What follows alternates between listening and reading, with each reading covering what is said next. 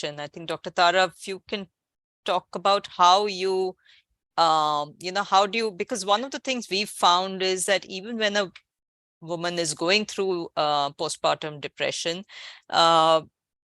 she is often unable to diagnose it as depression, and her family members are kind of unaware that, or they don't know that it's depression as well, even those who probably would have taken action. So how do you recommend, or how do you figure out, what is your evaluation process that you would recommend, and how do you then, kind of advise them in terms of management?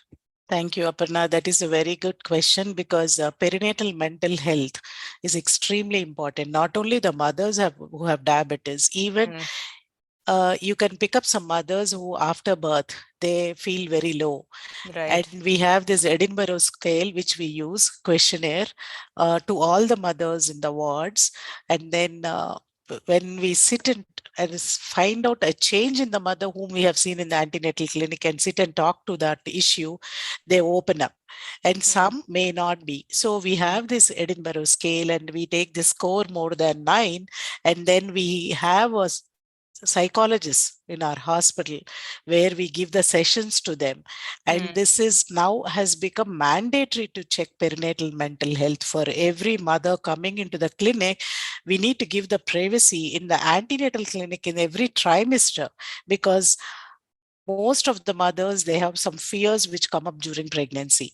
They may be good till the 9th month, suddenly the birth, that fear comes in.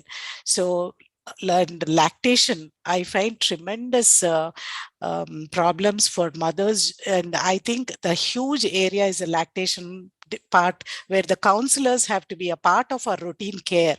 Our nurses and our midwives and the lactational support systems have to be so good. So we talk to them, and they are prone for depression because they would have gone through some part of cutting down on the foods which they cannot eat. And if normal birth doesn't happen, they feel diabetes has contributed to C-sections, and not able to breastfeed properly, latching issues. These all will cause depression. And we find 20 to 30% of the mothers, irrespective of the diabetes, they need psychologist help. And few may need a psychiatrist help.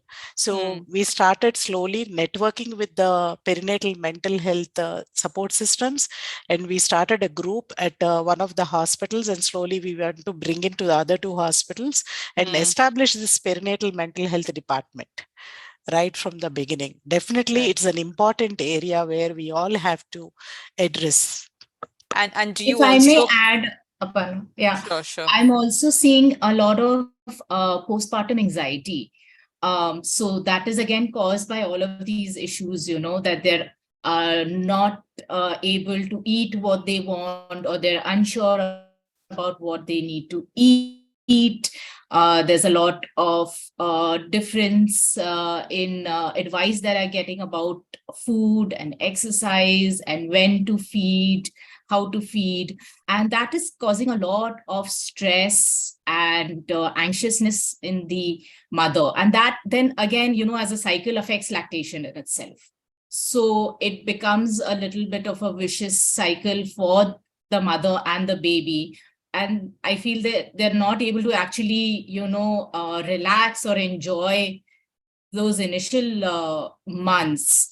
And it becomes very difficult for the mother to move on from that entire period of breastfeeding.